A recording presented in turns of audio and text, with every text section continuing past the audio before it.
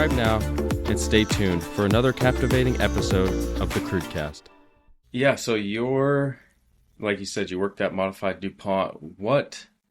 And you're a pipeline controller. So what are you, I mean, there's a lot of different products that a pipeline controller could be in charge of. So what are you moving around? Right. So when I initially started with Shell, I was strictly Crude. So I was on the Crude console. And we were, at least for my console, I was moving products from Canada down to us here in Texas. And because Crude is so, it's so forgiving as far as, the density and the product itself, it was very easy to pretty much move that product from one location to the next. And so we send it to tank farms, and then from there, they do whatever they need to do on that particular console. However, qualified, because for us, the process, especially for Shell, they are very much so safety oriented. So our process takes anywhere from 8 months to a year to actually qualify as a pipeline controller. They're very strict with certain things, and you need to make sure that you go through a very hefty operational manual to be able to regurgitate the information and kind of know, because you also have hands-on experience while you're going through the training. So once I qualified there, I was actually able to qualify on a different console, which now I do products, which is a bit different, less forgiving, because you need to make sure that you're making those cuts properly, especially when we're talking about diesel, jet fuel, gas. So we're making sure that that product is transferred to the right tank at the right time. And then I'm also working with dry gas, which is super new to me. I've learned how to do the whole liquids and things like that. Now trying to understand the dry gas process and the compressors and dehy units and things like that. So it's still a work in progress. But yeah, I've got to now on my, as far as my tool belt, I'm getting a lot of different things that I'm able to speak on. Yeah, so you said you're moving oil out of Canada through a pipeline down to Texas and essentially, I guess, putting it into tanks. I mean, you're not at the beginning of the pipe and you're not at the tank farm as far as I understand. So you're a remote pipeline controller, right? Yes. So we're considered midstream within our department within Shell, because you've got the upstream, midstream, downstream. So we're considered midstream, and we are remote. And so we're not located at an actual facility. We're located in like office buildings. And so from there, we have the capability of moving the products through the pipeline. Right. And these aren't all Shell's products. These are coming from maybe independent producers or majors or something like that. Correct. We're kind of like the middleman, and a lot of the process that we have, especially when it deals with like dry gas and things like that, we're the middleman to it. So we're calling the receipt side, hey, can you go ahead and send X amount of product? And then we're calling to whoever we're delivering to, hey, this is coming. Be prepared. Make sure that you're open, lined up, and ready. And then our system is set up where we can then open, close valves, things like that, to make sure that we've got a open path. Because that's our biggest thing, is making sure that we're not blocking any lines or anything like that. And we've got a smooth path, open path from point A to point B. Once it gets to point B, then they need to make sure that they've got a smooth open path for wherever it needs to go after that. Right.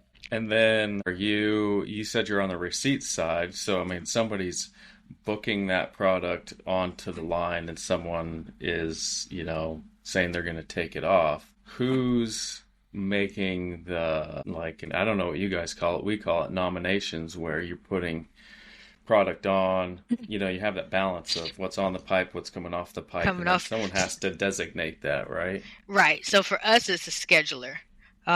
We've got designated schedulers for each system that we operate. So one particular console can have up to 5 different pipelines that they operate. It's not just one specific pipeline that we're operating.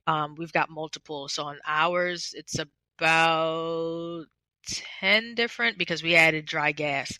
So we operate about 10 different lines, give or take, at any given time. But because we've got the schedulers and we're able to, and that's how we maneuver every day. So kind of like that day in the life is checking that schedule. And if there's any type of conflicts in regards to, okay, this tank that I'm supposed to be sending it to does not have enough room for this. Okay, where else is it that you need us to put this product? Or we can't come in on this particular line right now because somebody else is coming in on this line. And so we are able to work with the schedulers. But for the most part, they know what it is that they need to do. And they're able to see our system kind of remotely. So they're able to see as far as the tanks, if it's tanks that we're putting it to, hey, okay, this is the tank that we need to either pull the product from to ship it out, or this is a tank we need to fill, and then have it wait for it to be certified before we ship it out.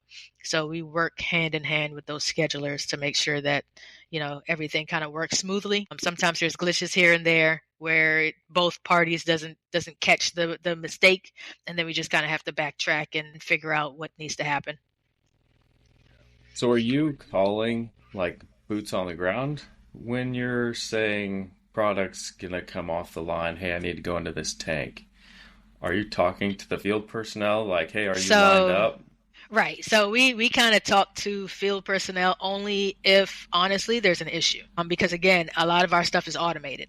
Yeah. So unless there's an issue to say, hey, this valve isn't opening, I need you to be out there and I need you to hand crank that bad boy open so that we can start this movement. Or, hey, I started up this pump isn't working, I need you to go on out there and check it out so I can figure out, when to start, or if I need to use a different pump. Things like that is when we, for the most part, it's like troubleshooting is whenever we speak to the operators out in the field. A lot of the times they speak to us whenever they need to like test the tanks and things like that, because we need to have any type of heads up of any type of maintenance that's happening out in the field, or anytime they're testing products or they're testing equipment.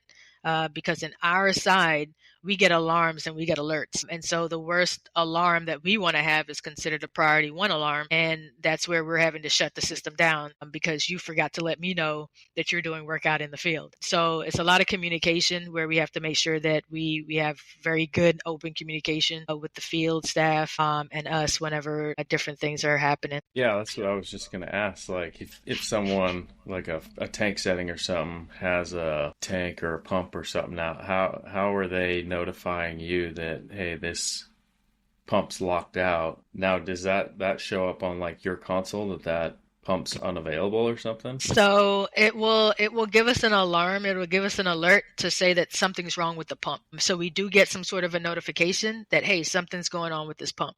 When they lock it out in the field, we don't necessarily get how they manually, because sometimes it's manually locked out in the field and we may not get that. But we need to be notified so that we don't try to start up that pump on our side, because we have the ability to do it remotely. So is it where that communication comes in? Hey, we're working on this pump.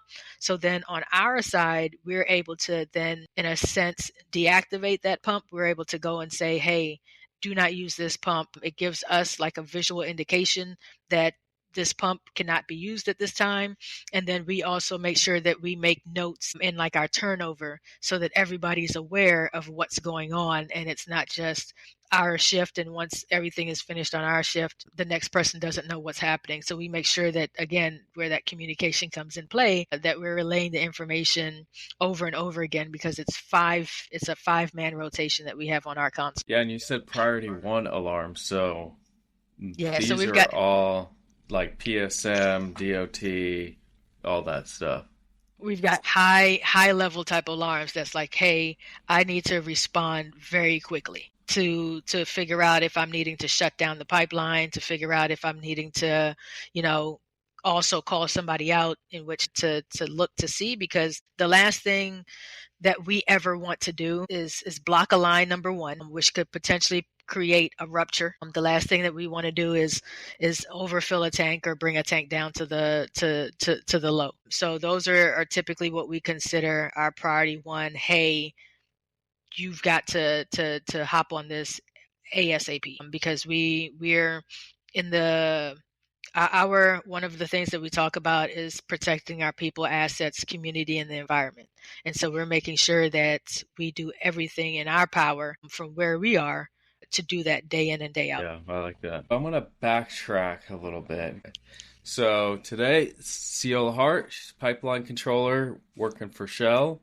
Born in South America, Guyana, and migrated to Maryland with her father and siblings at the age of 5. Graduated from college with a bachelor's degree in criminal justice and later went on to get her master's in business administration. You say, in order to get into the oil industry, I had to once again go back to school to get an associate's degree in process technology when you moved to Texas. Yeah, what's with the criminal justice? Everybody kind of asks that. And what's interesting is that, from the age of 5, I can remember, hey, I always wanted to be a police officer. Like for whatever reason, that type of job just it called my name. And so from that age, I was just determined, hey, I'm going to go to school for criminal justice.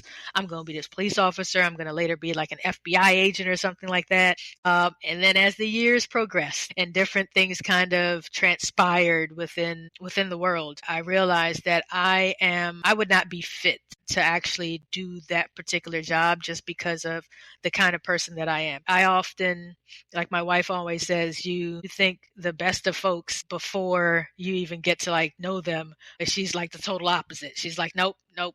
I don't like you until like you prove me otherwise. And so I feel as though if I was to truly get into that field, I would probably get hurt quick, fast, and in a hurry because I'm looking to help somebody. I'm looking to just think the best of everyone until, again, you prove me otherwise. And then that might be my detriment because I'm trying to help and you had, or, somebody had that negative mindset from the jump and I'm just there to help. And so I just felt as though that was no longer my calling. And that was just really after I got my degree, which was weird. And so at that time, I was kind of in retail. I was in the retail space working with a Follett Higher Education Group. So their university bookstore. Usually in the universities, it's either Follett or like Barnes and Nobles, things like that. Okay. With those high-priced books that students come on in to get. So I was a manager there for quite some time, and I actually enjoyed the customer service aspect. I enjoyed like all parts of it. And so I figured if I went back to school and kind of got my master's, I'd be able to progress and continue, but that just didn't work out with that particular company. I still kind of had that itch for some kind of law enforcement kind deal. So I went into a TSA and I did that for a bit. So that was interesting. When I was younger, actually, I did it, but I was just a little too young to understand how this career could actually help me in the future. And so at that stage, I was the TSA agent that dealt with your bags. So you would never have seen me because I was like underneath dealing with those heavy bags that go under. And so it was cool. Like I enjoyed that. But when I came back the second time around, I dealt with passengers and that was a bit different. That was definitely a bit different. And as much as I love customer service, I tell you, the dealing with folks that are flying or coming back from a trip or having issues from a trip and miss their flights and things like that, it's a bit different. So I had enough of that and had moved to Texas and from there I was like, man, there's a lot of plants out here. Like, what is this? And my wife had kind of got me into getting into like what I need to do. She had kind of helped me into figuring out what it is I needed to do in order to get on into the field. And here I am. I kind of did the two things where I was interviewing with like Exxon and Shell at the same time when I did my internship. Was that the Shell and the Exxon, were they both for this same position, more or less? No, interestingly enough, not. The backstory then, as well as like I had a full-time job, so I was like I was a manager for Target doing like the online. I had a team and everything like that, and I had quit that to take the internship for Shell, and it was for this particular role of pipeline controller. The P-Tech program and that degree that I was going for didn't really talk about what it is that we do in in the control center. It talks about what folks do out in the field. So Exxon is I was interviewing to actually be out in the field. I was interviewing to be what I actually went to school for. So climb the tanks, gauge the tanks. If I've got to hand crank valves, I was going to be out in the elements and things like that. However, as I was kind of going through this process of the internship and realizing, man, the only thing I have to really deal with is having a jacket up here because it's like 90 degrees outside, but it's about 50 degrees in here. And then I'm looking at, 8 different monitors because we've got a lot of monitors that we've got to kind of look over. I don't have to be in the elements if it's when it's raining or if it's cold outside, if it's, super hot outside, I'm in here, this one temperature. The only downside is I'm locked in for 12 hours. So I can watch the people outside walk and enjoy the sunlight and enjoy, the fresh air, but I'm locked in for 12 hours. But, after some consideration and kind of sitting down and talking with my wife, after I actually got both acceptance, it was down to, okay, health wise for me, as I'm not getting any younger, what would benefit me a little bit more. And Shell is what we decided upon, and I'm kind of happy that I did. Where was your process tech? Where did you take that at? What? So that was at So that was at San Jacinto, San Jac, the central campus. So it was close to the job. It was close to the target that I worked at. So once I got off of work, I went straight in because I was pretty much doing night classes. Okay. And so it was right down the street. And then from there, I just went home after classes. So it was a very good program. The unfortunate part is that I kind of went into it and I was halfway finished and then COVID hit. And so, they've got like a state of the art mini plant that they built on the campus so that you're able to go and see like the glycol unit and things like that and how the product moves and you're in the different processes and things like that. So when COVID hit, we were going to school online, and that was during the time where I needed to be out there kind of learning that process, and I unfortunately didn't get that opportunity. So for me, I feel as though it kind of all worked out, but I can definitely say as I talked to other students from San Jac and the high schools, I kind of let them know that where I am currently working isn't something that's truly taught in school, especially the P-Tech program, because they talk about being out in the field. So like when I came in for the internship position and I looked around, I was like, what is this? Because I Googled, which is crazy too, because I had to, and like no lie, I Googled the location about 3-4 times, and then I Googled it again before my first day because I said, there's no plant here. Like, where am I supposed to be going? This looks like an office building off of the freeway. What is this? I'm not familiar with this because I'm looking to be at some sort of plant and then, being in the control center. So, no guard shack or anything. Right. So it was very interesting. And then I just, as I pull up and then once we get onto the floor, because it's a secure floor, you have to badge in. I was like, oh, okay. And then it became a little more intimidating to me because it's like you guys look at all of these screens at the same time and you have to do what all at the same time. And what happens if you've got this conflict and that conflict? I'm like, oh my gosh. Okay. My schooling did not train me for this. It trained me for hand cranking valves. It trained me for going on out, climbing tanks, gauging it, and all of that. So it was definitely a learning curve, but something I feel as though anybody in time, because it's about 8 months to a year, anybody in time would be able to do. So your process tech, you're saying it was more like oil field work, or you're Correct. saying like refinery? It wasn't refinery focused per se, or did they do instrumentation or anything like that too? So there's an instrumentation part of it that's part of the P-Tech program. So it deals with being out in an actual plant, an actual facility. And so that's what the P-Tech degree kind of gears you towards, working out in an actual plant that brings in the crude product and refines it to, your gas, your diesel, your jet. So that's where a lot of the focus kind of was on. They also have an instrumentation side of it where you can get your instrumentation tech degree. There was a class that kind of touched on instrumentation, but I wasn't big on the instrumentation part. But they do have both at San Jack. But for the most part, the P Tech was like a holistic. We're gonna kind of touch on a little bit of everything. And when you're able to actually go out to the small mock plant, then you're able to get a little bit more hands-on feel touch of, okay, this is the unit, and then this is how it gets refined. It goes up the tower, and how, the products are then separated and things like that. Yeah, so just give you a basic overview in a certain sense if you've never been in the oil field or anything like Correct. that. Yeah. Correct. So Yeah, do you because this think is all brand new for me. right? So was that you think that was valuable, of course, I imagine. Yes. Yeah. For sure, because it honestly set me up to have, those two offers.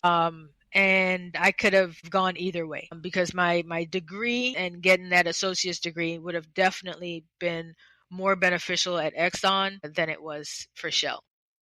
Yeah. However, the overall atmosphere and just the things that I kind of learned during the 3 months internship that I had, I said, hey, this is something that I can do.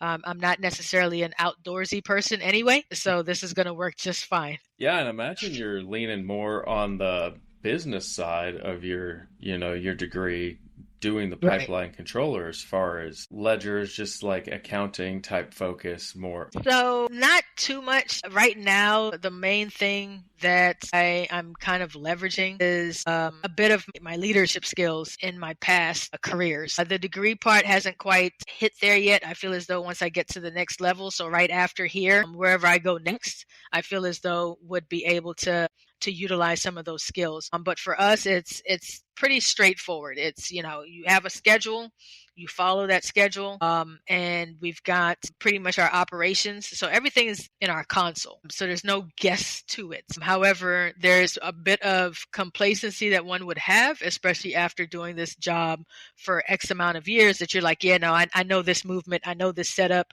I know what I need to do, things like that. However, in our console, we've got the procedure manual in regards to, okay, to start up this line, you need to do X, Y, and Z.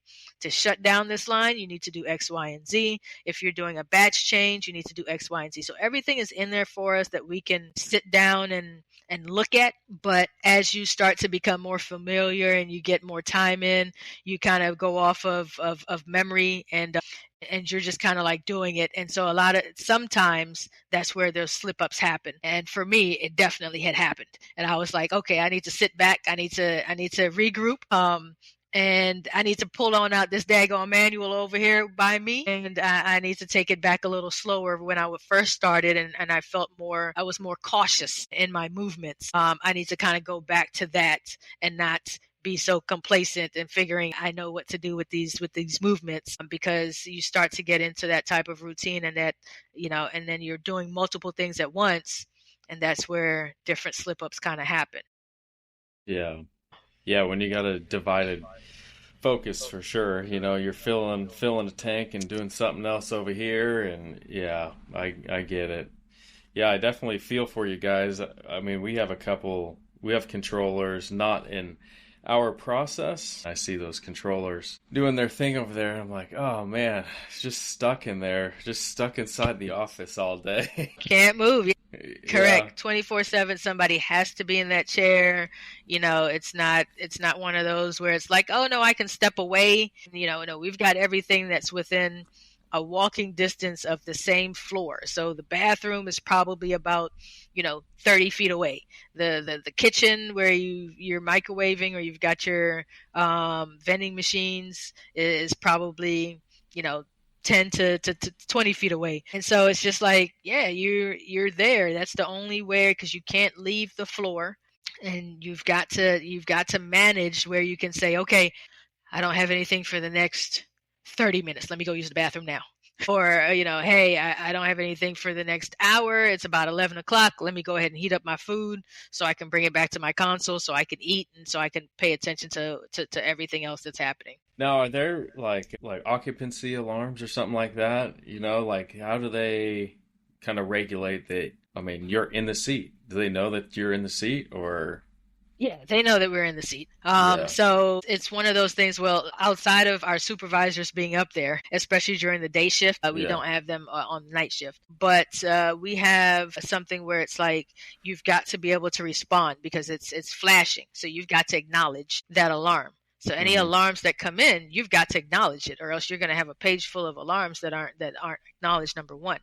And then like every hour on the hour, we've got also a kind of like a check and a balance where we kind of go through the system, and it happens every hour on the hour. It's a check and balance. You're going through the system, you're checking, and then you've got to acknowledge that alarm once you finish checking and everything like that. So they put different things in place to ensure that yes, you're in that seat. Yeah. Gosh, that's Yeah, cool. they've had I've heard, of course, different stories of before, like before they started really getting a little more strict with it, folks, because even some control centers, they're able to leave and go get lunch because the person next door to them are able to kind of look and man their console as well. They're able to see what's happening and do like a bit of multitasking. But on ours, the way our system works, it's the one controller who is authorized to work that console at that time. Yeah, and I'm just assuming that regulation has played a big part in that, Part. you know. And I don't know if that same thing came out of Texas City and everything, but that would be my guess, you know, with Yeah, that refinery explosion down there. Yeah, right. kind of spawned PSM and everything. So one of you say personal achievement is buying your first home with your wife and Yes, kids. So that is a big thing I think people don't understand as far as, like you said, there's such a diversity as far as jobs, and there's drilling, there's accounting, there's pipeline controllers, and maybe something you didn't think about as a job that you would like or available, but it's providing a good life for you, right?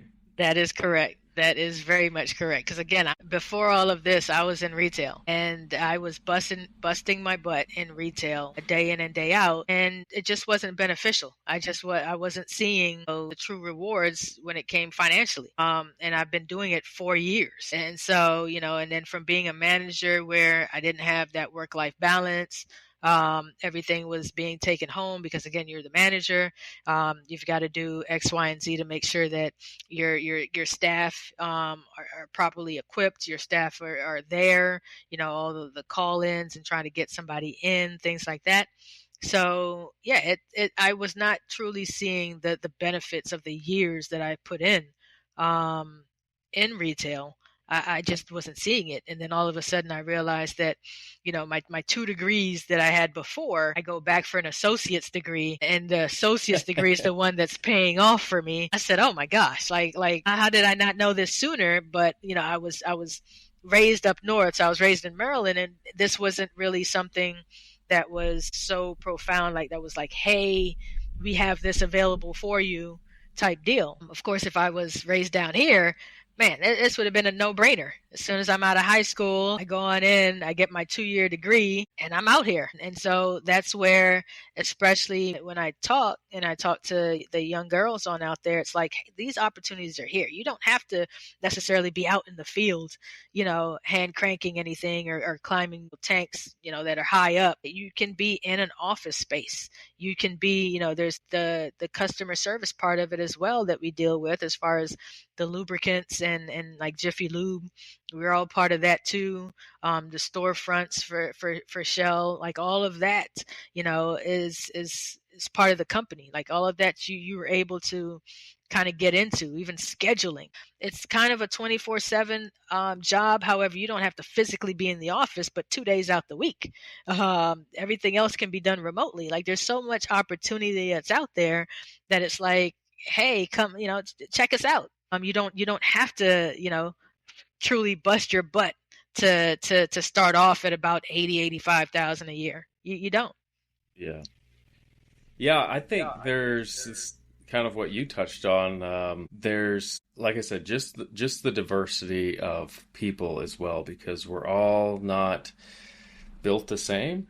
And so when you're talking about someone that wants to be out in the elements and Yes. open and close a valve, somebody that wants to be in the office, because a lot of the guys that are in the field, they don't necessarily want to be in the office. They don't want to do paperwork. They don't want to, so you Yeah. need, Yeah, you need those type of folks. Yeah, definitely. yeah, right. Because Yeah, we had some interns come in because just like how I kind of started it with the company that we use now, and so we had some interns come in, and there was a young kid that came in that I kind of had to talk to because he was. I said, hey, I said one of the things that I truly kind of make sure that they understand is like, look, when you're here, you're here. You're here for 12 hours. You can look out the window, but you're here for 12 hours. So whatever's happening outside, there's nothing that you can do. I said, but if you are truly an outdoorsy person and you like nature and you like being out in the elements and things like this, I said, this would not be the job for you. I said, because you would come yeah, in and day out and you would be miserable.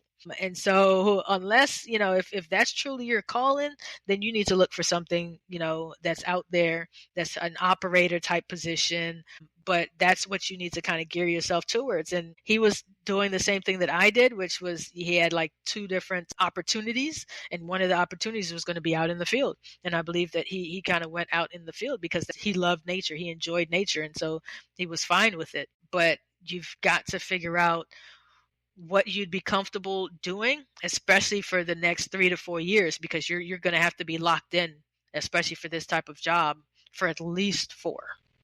yeah. Yeah, and that's not to say that each, like a field hand and someone in the office aren't going to have their own, I don't want to say boredom, but like routine and thing that's going to get old that you have to do every day, Right, I right. think what's entertaining probably on both sides are those times where it's like, I always tell people that we get paid for being consistent, showing up every day, getting, doing our business accurately, routinely, and being consistent.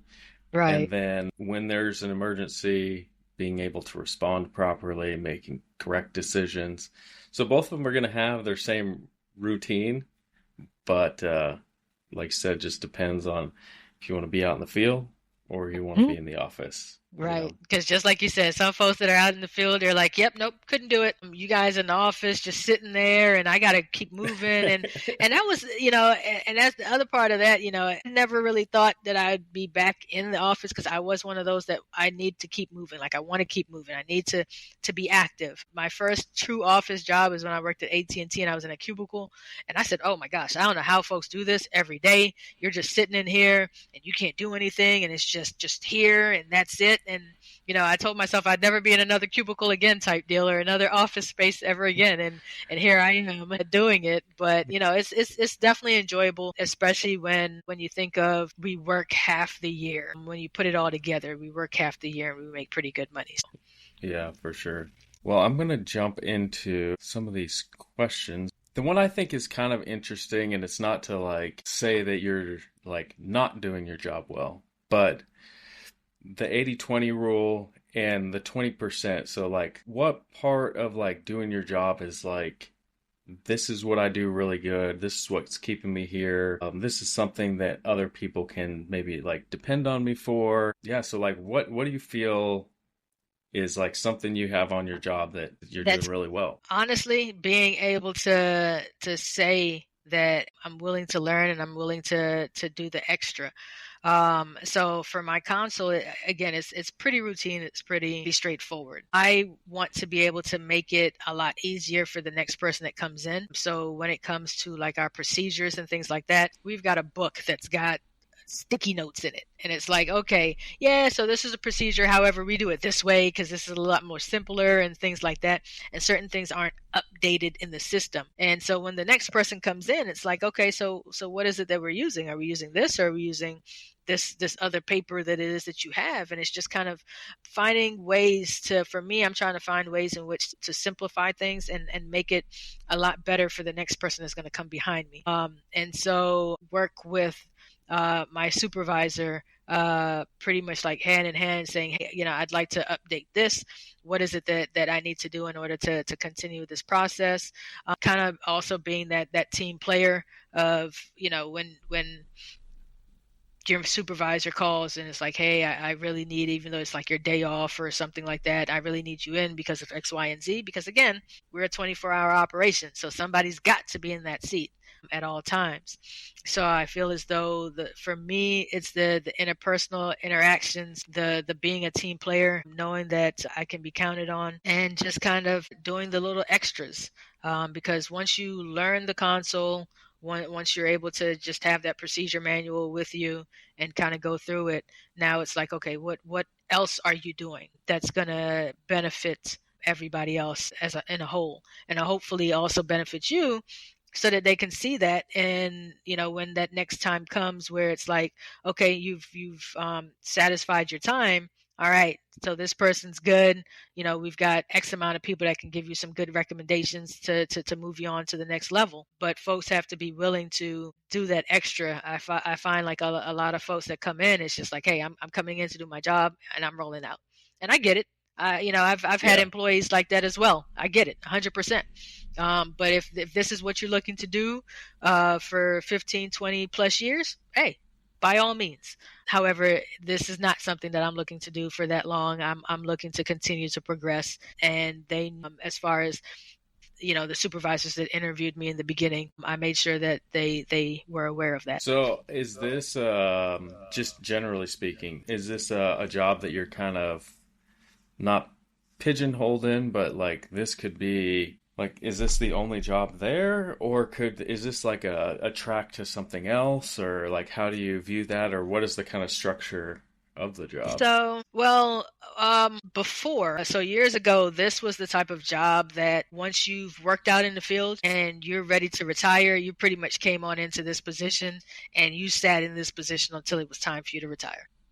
That is how this job, I guess, was initially designed, because it's like, hey, you're in here for life. You're a lifer is what I used to hear when it came to the control center. However, obviously over the years, it has definitely changed, especially when you start to get younger people on into the control center that, are fresh out of college, things like that. And they're like, yeah, no, this isn't something that I'm not looking to be a lifer. Where can I progress from here?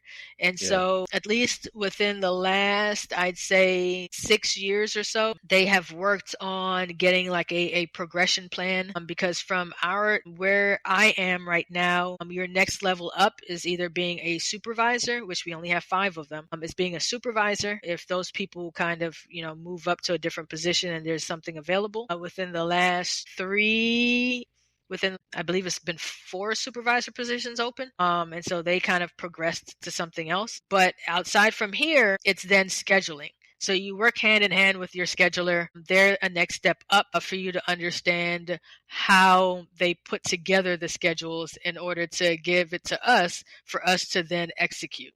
So that would be one of those progression plans. Scheduling also kind of works hand in hand with our traders as well. So they've got schedulers that are in trading, which a lot of the controllers that have been here at the control center within the last 3 to 4 years, that's where they have gone from here.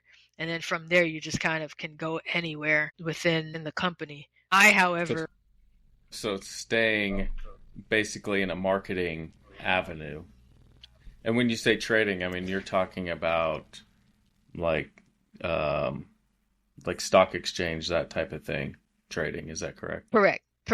Trading as far as, making sure that, you're purchasing X amount of barrels at this price, and then you're trying to sell it to this person at that price, and you're kind of bringing it in. I have yet to actually go on over to kind of shadow and see what that area even looks like, because I hear a lot about it, but I really don't know much about that side of the company. But I do know it's one of those, I guess just like you would think, it's a cutthroat type area where you're in this big open area, and folks are just yelling back and forth and trying to sell this and purchase this and do X, Y, and Z to make money as quick as possible.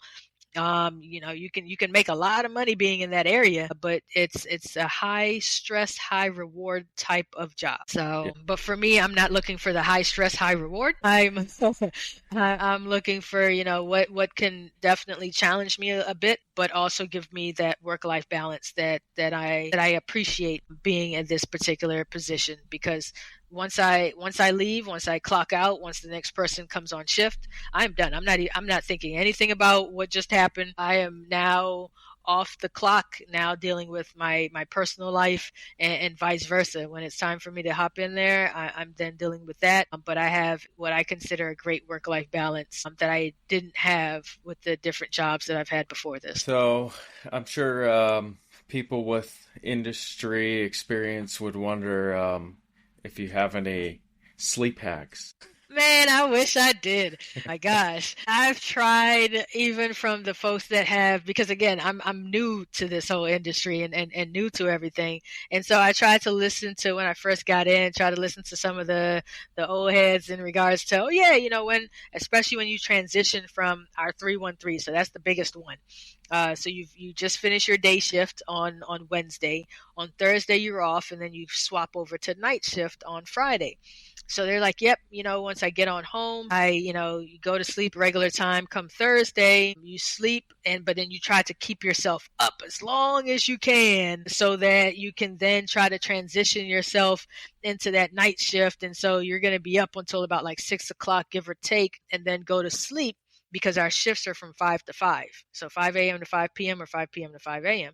And so then you can go to sleep. And then when you wake up at, whatever time to get ready for your 5 o'clock shift on Friday, hey, you're going to be good to go because your body's in that routine. Oh, yeah, no. I tried that probably for the first week. And I was like, I don't know how y'all could stay up. My eyes were burning. I was trying my best. I was like, yeah, no, this isn't going to happen. So for me, anytime that I have that, I feel as though that is the best sleep that I usually get when I'm transitioning from day to night, because I sleep a whole lot. I go to bed when everybody else goes to bed. Once I wake up, I get everybody out the house. I go then back to sleep in the morning, and then I wake up at about 2:30 that afternoon, and then I get ready for my shift for 5 o'clock. So I get like as much sleep as possible whenever I do that transition. It's a little harder for me when I have to do the day shifts, because I typically wake up at about 2:30 in the morning to get myself ready for my 5 o'clock shift. It's about, without traffic, it's about a 30-minute drive.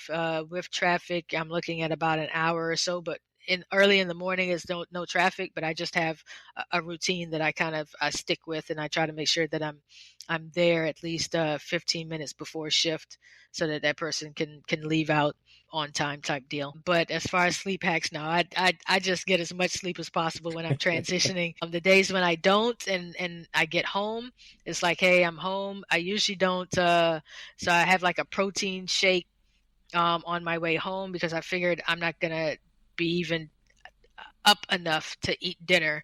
So I try my best to be in bed no later than about 7, 8 o'clock, because of course they try to say, oh, you need to get at least 8 hours of sleep every day. Man, nobody knows shift work. To everybody that works shift work knows that you're not about to get that. You're going to be lucky if you get about 5. Yeah. 7 is awesome. 6 or 6.5. 6. Yes. That's always been my marker. 6.5. I'm like, all right, I'm good, especially on day side. But yeah, folks just don't understand when it comes to shift work. It's very hard to get the necessary sleep you get in. You kind of have to get that sleep during your time off. That's when you kind of recoup and rejuvenate, and you're like, all right, I'm ready for it, because that's exactly what I've been doing for this week right here, because then I start back my rotation come Monday. Yeah.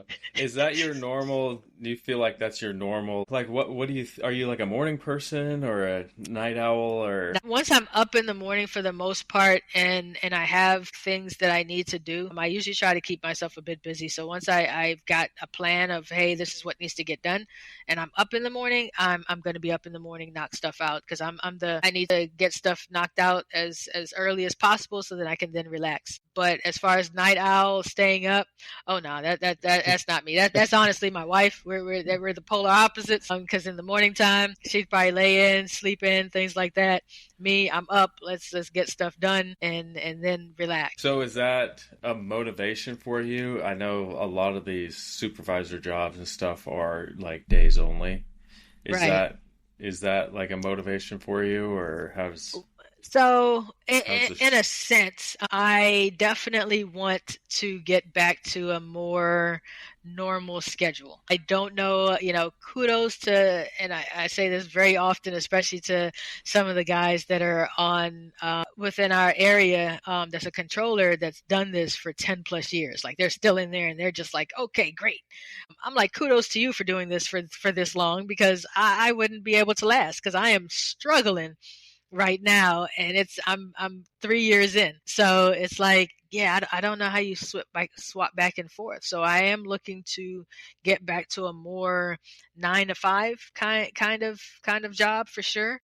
Yeah. That is my goal, at least within the next year. So by next the end of next year, I am looking to get into something that is a more 9 to 5 routine, where I'm not having to swap back and forth from nights to days, and it's not a constant. I know that there's times where I may have to work, 12 hours depending on what area I'm working in, Yeah. but it's not a consistent 12-hour shift and things like that. I am definitely looking for my body to get back into that type of routine because this becomes hard on your body after some time, and your sleep schedule, your sleep routine just changes up. I used to be a person that can just sit down and fall asleep. But, when it comes to especially my day shifts, for whatever reason, I sleep like 2 hours and then I'm up and I'm like, why the heck are you up? And it's like, go back to sleep. And so Right. I gotta push myself to get back to sleep. So it's hard when I'm on rotation to get the quality sleep that I need to get. Yeah. Yeah, I think I don't know if it's easier. My perception is that it is, doing a week in a week, actually having seven Yeah, days, but right. that on and off and days and nights, that's like, yeah, like you said, kudos to you. So is there high turnover there? There truly, in a sense, there isn't, just simply because of the only time that we would have high turnover is when folks are ready to kind of post out. But there's certain criterias in which you need to follow and be under in which to post out. You've got to, once again, we are a 5-man rotation.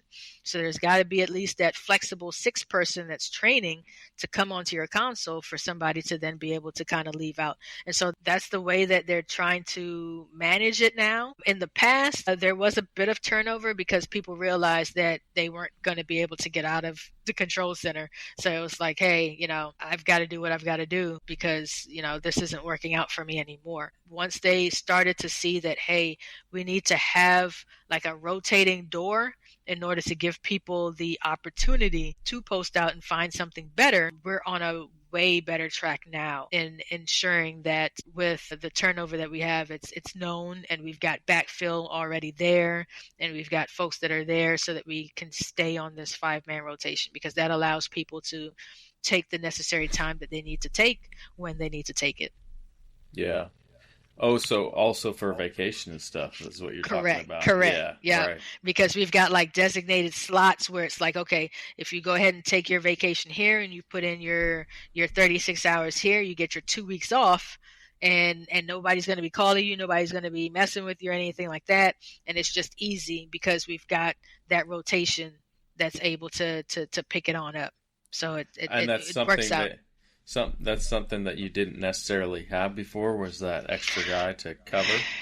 Correct. On some consoles did not have that. Some consoles at one stage was on for, and which was sad, for like at least a month they were at like a 2-man rotation, especially during COVID. COVID was a bad time from what I heard. But sometimes it's, 2-man, 3-man rotation. Once you get on a 4-man, it kind of eliminates that extra flex week that you're able to have. You're able to get your 7, but it kind of eliminates that extra flex week when you're on a 4-man rotation. Mm. And there's a lot of overtime that obviously people get once you once you start making these kind of once you start losing folks like that, because there's people that now have to pick up the slack. And again, there's only a certain number of folks that are qualified on that console that can work that console. So Right. you got to kind of stick with the people that are qualified on it. Yeah. I know it can be pretty tough when you don't have backfill. Like you said, Yeah. you end up just working all the time Yep. for sure. Yeah. And so they kind of heard, they've listened to what had been said. We used to have a lot of meetings where we're carrying our concerns up and things like that. And then they finally put, a plan in place, and we're in a good space. We've been in a good space for at least a good year and a half, 2 years now, where it's like, okay, we've got some backfill. We've got some new folks in here that's going to learn. It takes, again, 8 months to about a year for them to fully understand and get qualified, and then they can hop right on into the console and allow somebody else to come off. And then that person goes on to what we consider like special assignment type stuff, where they're helping out on the console. And they're also kind of developing themselves to find the next position. Yeah, that's good. That's good. They took your concerns seriously and everything. Oh, yeah. They definitely work with us for sure, because it's one of those operations that you're not going to shut down. Right. Yeah. One of the other things I'm thinking about is critical feedback and mentors. Like, did you have any good mentors? How would you find one? Kind of that question directed at a younger person, or maybe a person kind of mid-career that is looking for more guidance, I guess. Like, Guidance. what have mentors, have you had any mentors, and then like their feedback and what the impact it was on you? Right. So my first, I guess, true mentor was, when I had worked at AT&T. That's where I kind of learned, or at least that's where I had gotten that feedback, in regards to when you start a job, kind of like what you should be looking for, especially if you're looking to progress. You're looking to be within that job. The first 18 months is where you're in it and you're learning. You're new, so you're learning as much as you can, within those first 18 months. The next 18 months, you're kind of cruising. You know what you need to do. You're then trying to become that subject matter expert. You're kind of doing a little bit extra within the next 18 months. And then the last 18 months, you're looking to figure out, okay, what's your next step? And, from that person, I've kind of moved that along with everything else that I kind of do. And in this particular job that I have now, I've got two very strong mentors that I speak to at least once a month. They kind of came about. Um, I wasn't necessarily looking for them, which is interesting, because before I never really had any true mentors for me to say, hey, this person has helped me and has guided me throughout the years. I realized when I came in and where I'm trying to go, I am going to need some mentors, somebody that's kind of been through it for some years, because I'm brand new to this. I'm not starting off young, so I need some guidance. And they had what's called the reverse mentorship. And I was a little intimidated by even saying yes, that's something that I want to do, because I had to Google, how am I going to be the mentor? And this person that's a manager that's been here for 15 plus years, they're going to be my mentee. Like, how is that going to even work? But I had to kind of step out there.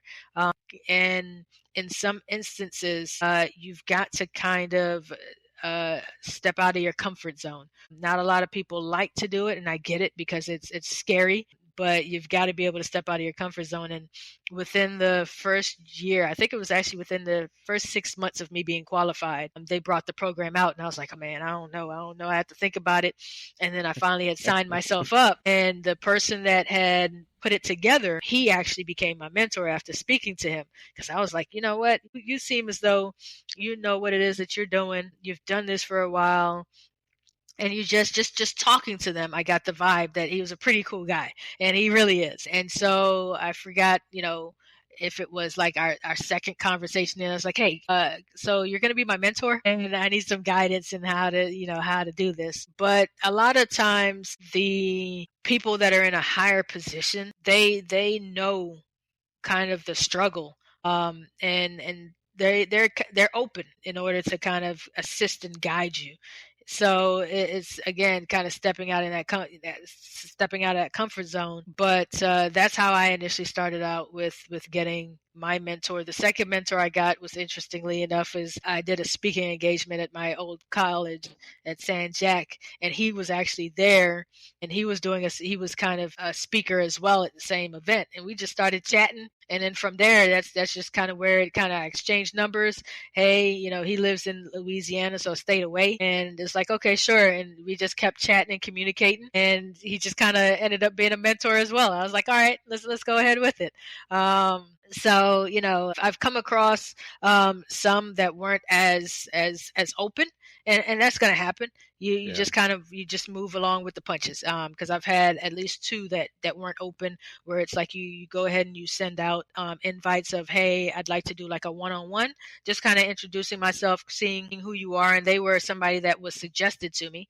And so I was like, yeah, sure, no problem. Put it on the calendar. And when they didn't, I'm waiting for the meeting and they didn't show up, I said, well, you know what, maybe it's just not meant to be. And so I've just kind of moved on from there and just continued to do what it is that I need to do and I feel as though I need to do in order to progress. But it is very, very good idea for somebody to find a mentor when you're within a company and you're wanting to have that guidance to figure out, what could potentially be my next step? What is it that I need to look for? They'll be able to give you some good feedback later on down the road in regards to some of your weaknesses and things like that. Yeah, I think that like if you're miles ahead if you're already going out and looking for it, right? Correct. But So you've got to, and so for those type of folks, it's kind of like, okay, so what are you trying to do from here? Or what are you trying to go?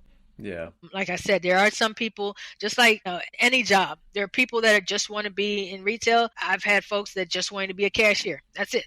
I'm going to come in. I'm just going to be a cashier for the rest of my life until I leave. Okay, no problem. You're going to be the best cashier then, and then we're gonna move with We're it. going to build the team around you. Around, right. Yeah. And then there's some companies that's like, no, we're looking to progress and get folks in and out, but they've got to understand that there's people that just want to be in that position, and they're gonna do the best that they can in that position.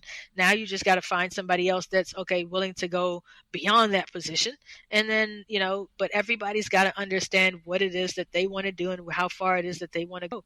And if where they are now is all that they want to do, and if the company is fine with it, then great, retire where you are. But if you're not that person that wants to stay in that same position, you've got to step out of your comfort zone. You've got to go ahead and get that feedback, that raw feedback, and look for somebody that is in a position that you may even want to be in, or just a higher position than you, to say, let me talk to you and see how you got to where you got to, and see if we can connect, and hopefully I'll be able to get some guidance from you before you retire, before you go somewhere else. Right. Yeah. Yeah.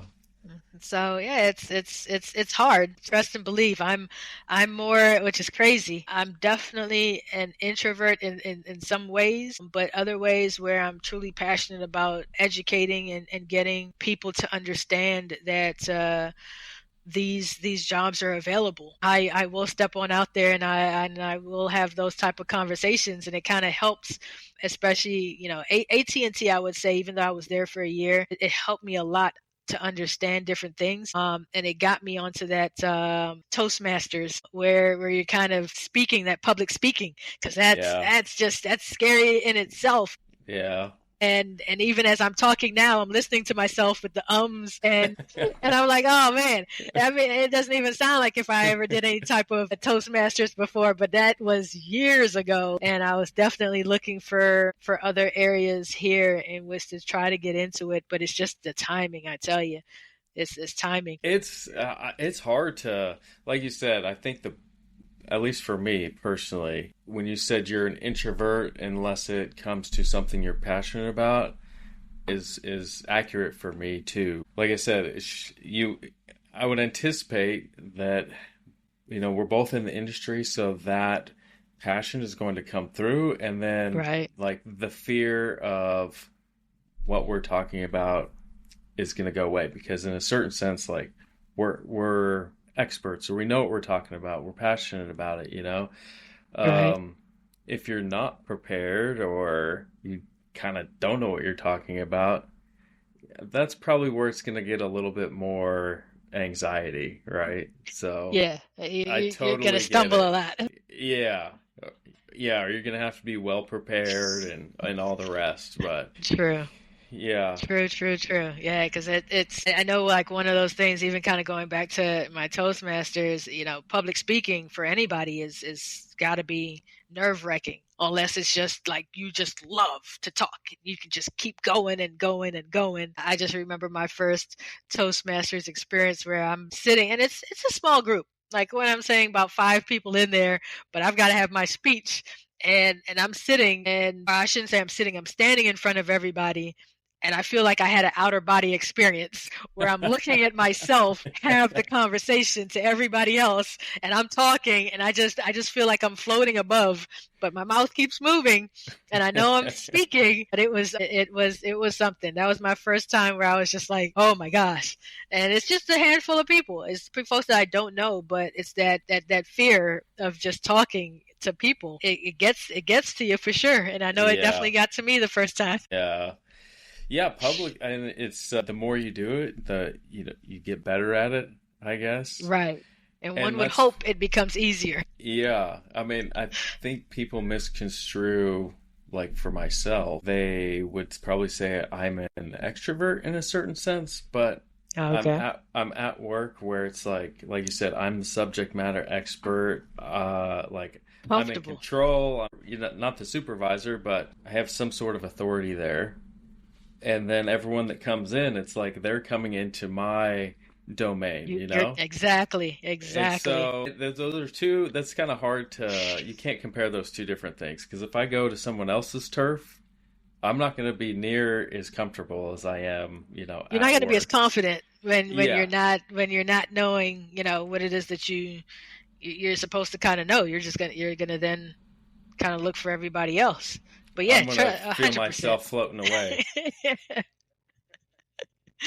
100%. Yes. Yeah, so like if there's young people out there or however you want to progress your career, getting in front of people or I've even found positioning myself in the room, just moving from somewhere where people can't see you or you're farther back from the speaker, moving toward them where you're like more in their line of sight to where you have to be engaged with them. They might call on you, those types of things. Even those small steps can be a big benefit to public speaking in the end. Oh, definitely. Definitely. Again, though, it's because normal, every, like most normal folks, when you're going into a room, you're not sitting all the way up front. You're not going to be that person that's like, oh, I'm walking right up front and I'm going to sit right up front. No, you're looking at like the middle to the back. And that's where you're looking to sit because that's part of your comfortability. And so that just kind of goes back to, you've got to step out of your comfort zone. Yeah. If you're looking to progress, if you're looking to change, if you're looking to develop more, you've got to find ways in which to step out of your comfort zone and, just kind of do it. Yeah, so I thought I would touch on like hobbies, what you're interested in, So those types of that's things. Are that you a type of movie stuff. person? Are you a book person? Are you Cool. Yeah, so hobbies, I would definitely say, years ago it was basketball. I love basketball, playing it. I haven't played it in a while. I've actually got a court out here that every once in a while I'd play with my kids. And then when I lived in Jacksonville, I had kind of picked up golf. So Oh, there you I go. love that. I'm still a beginner, but I need to actually get some clubs while I'm here in Texas and try to kind of get out every once in a while. And so I would say, those two as far as active, I am starting to work back out again. I did CrossFit for a little while and I enjoyed it, but I did something with my shoulder that I'm just like, okay, let's just get back to, just the basic workouts and not all the CrossFit of kipping It's a and little all this intense. extra and all of that. I said, okay, yeah, let's bring it back a little bit. But I love audio books. My wife and I have the subscription for Audible. So I love listening to nonfiction your autobiographies, your self-help books. I love listening to that on the way into work when I'm just kind of relaxing. I find as I've gotten older, less noise is what I'm looking to get. So I don't necessarily blast a lot of like music and things like that. I listen to a lot of different genres. I'll be doing a 5K here Saturday. Within my playlist, I've got some metal. I've got some workout type R&B just so that it can get me through this run. So that's music wise, I can listen to anything and be vibing with it. I tend to not listen to as much music like folks normally do when they're in the car. I'm more of a silent driver. I like to kind of be in my head, which is kind of weird. But if there's something that comes on, hey, I'd listen to it. If I've got other people in the car, music will be on for the most part. My favorite movie, I would, I've got to kind of go back old school. I love G.I. Jane. It's one of those type of movies where it's the adversity that she dealt with, and just kind of sticking to it all the way to the end. I feel as though it's one of those type of powerful movies that a lot of young girls, I feel as though should be able to watch and kind of get out of it. That don't, no matter what's put in front of you, and they say that you can't do it. Hey, you can do it. So I love that movie. And that will forever be my favorite movie for sure. I don't necessarily have like a favorite book at this stage. I just like, especially with the audio books. I used to have more of the paperback, but as technology grew, it's like, okay, you got a shelf full and you got to dust them off. And I know I've got like a bin in my attic of different books, and I'm just like, yeah, the audios are there, the audibles are there, and I can listen to it whenever. I've got a couple of I've got like 2 different digital library cards where I can check out some audiobooks as well through that as well. That's been about it. And then right now with kids, I've got 2 boys that play football.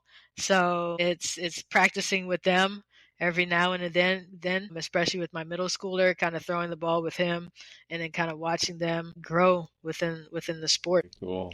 Yeah. So we won't pan over to this side of the room where the big bookcase is or anything. Oh yeah, no, I had. You're like, I got all my books and my Kindle, And how many are on the Kindle this year? Well, that's what some of my relatives. I'm like, I just like paper, No. Like I like listening to it. I like reading to it, He's like, gotcha. Yeah, I got all my books on my Kindle, I'm like, oh, whatever. Okay. I gotcha. Yeah, I had like, man, it was a couple years ago, I had a bookshelf and it was just filled. And then it's like, when you move, it's like, my gosh. And then you're packing and then so after a certain amount of time, they started to dwindle down and dwindle down. And then, I've got like I said, I've got a couple that's on the bookshelf. I've got a couple that are up in a container. Every once in a while I do kind of go and get like 1 or 2 that I'd get like at half. We've got like a half price books, which is pretty cool, where if it's something that I wanted to kind of have the paperback version of just because, yeah, I will definitely go and get that. Right. Yeah. You go to your storage unit when you move and it's like, oh, they only have his books in here when I'm paying, $100 a month or something for all these right. books. I could have bought them 5 times by now. Oh yeah, definitely. Yeah. Oh yeah, I was going to circle back to, your family members or your relatives or in those type of things, they're not in oil and gas or anything like that downstream. No, I knew no one that was in this industry prior to coming down. Because again, so like as far as my background, born in South America, Guyana, but raised in Maryland. So my brothers, they were military. My parents were military back in my country in Guyana, and he's like a building type engineer. And so my stepmom, I was raised with my stepmom, and she's a physical therapist. So, those are the type of backgrounds where it's like, okay, that's where I was like, yep, police officer. We're good. You're doing stuff for the community, things like that. So no plants or anything like that that I was aware of that's in Maryland. I'm pretty sure, towards the coastline, there probably is some stuff that's there, but nothing that Yeah. I was aware of. Again, not until coming to Texas, it's like, man, it's everywhere. Like you cross the Yeah. bridge and you see you got Exxon on this side, you got Chevron on that side, you've got, Lyondell over here. It's just everywhere. And it's like, okay, well, and then it's like, okay, yeah, they can make some good money. It's been a while since I've had that type of income coming in, and they've got good benefits. And technically you only work half a year. Sign me up, Chuck. Like, this is a no-brainer. Like, what is it that I need to do? And when I heard beforehand, years ago, you didn't necessarily have to have that degree in which to get in. I was like, man, if only I was here years ago. But, it is what it is. Let me go ahead and do what I need to do in order to get on into the field.